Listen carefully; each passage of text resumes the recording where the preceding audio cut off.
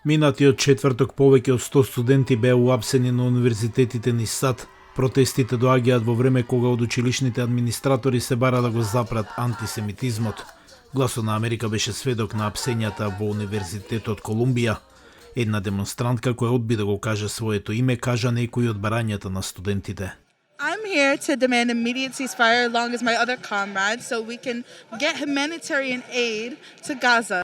Професорката по архитектура Мери Меклауд ги изрази своите ставови за мерките што се превземаат за справување со демонстрациите. I don't know why they had to bring in the cops, put handcuffs on students, and why they can't accept a few tents where the students were totally peaceful. Студентка од Колумбија пак која се идентификувала како еврејка од Аргентина гледа поинаку. It's very scary. I can't concentrate during the class because they're screaming all day.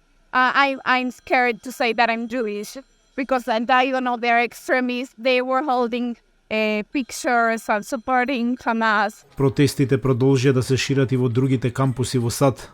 Шаторски камп беше подигнат и на Универзитетот во Калифорнија, Беркли, во знак на поддршка за уапсените на универзитетите во Колумбија и Јейл. Во главниот град студентите на Американскиот универзитет протестираа против натрешните политики за кои вела дека се резултат на пропалестинските демонстрации, мално ниво и веќе ја ограничуваат нивната слобода на изразување.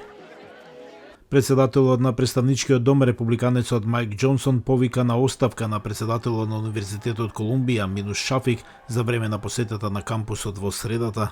Лидерот на малцинството во Представничкиот дом, демократот Хаким Џефрис, ги осуди сите форми на антисемитизам и повика на удвојување на напорите за зближување на заедниците. Председателот Џо Бајден исто така изјави за новинарите дека ги осудува антисемитските протести. Експерт за религија и конфликти вели дека на академските институции им требаат места каде што студентите можат да имаат значајни дискусии.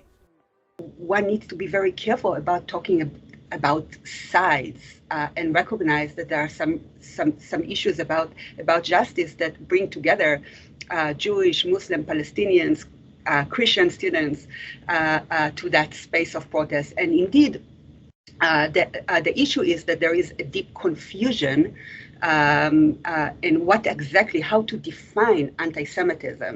Во меѓувреме, бројот на загинати во Газа надмина повеќе од 34.000, според Министерството за здравство на Газа, и нема знаци дека војната меѓу Израел и Хамас наскоро ќе заврши.